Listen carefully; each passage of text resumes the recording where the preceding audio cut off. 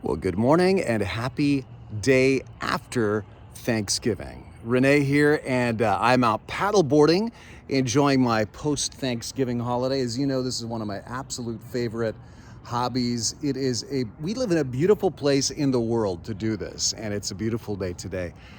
Hey, listen, I just wanted to meditate a little bit more on the whole idea of thanks. And as long as I don't lose my balance on this board, I'll be able to get through this Devo today. So that'll be some suspense for you to watch all the way to the end. Will Rene fall in, distracted by scripture as he is? Or will he survive this daily video Devo? Something to keep you watching. But this is one of the many things I'm grateful for. I'm also grateful, of course, for my children, for my wife, my grandchildren, my amazing friends, my amazing church. I'm grateful for my health right now. We all know that doesn't last, right? And so I'm grateful for it right now. There's so many things to be grateful for.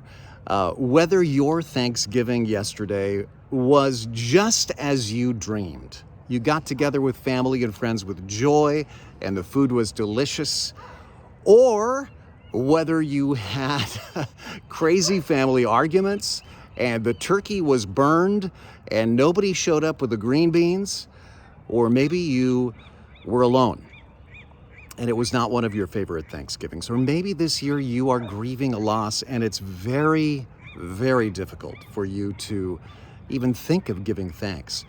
Whatever your Thanksgiving was like yesterday, I want to encourage you to consider working gratitude into your daily routine for the next year until next Thanksgiving. And I want to just give you 2 or 3 tips that have worked for me. Number 1, keep lists. Keep lists in one way or another. One of the things that I'm picking up again, as I mentioned in the Sunday services last weekend, and I loved Adrian's sermon so much, and he inspired me to do something that I'd gotten out of the habit of, and that is to take photographs of things that I'm grateful for. And it's not always a beautiful scene like this. It may be, I found a parking spot, so I take a picture of the parking spot.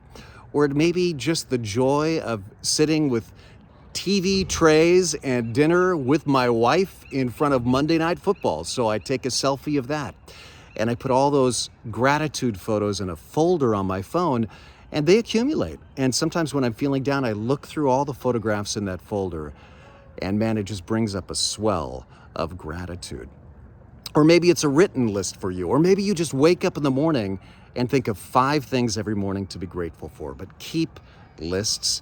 And the second suggestion that I have for you is to look back.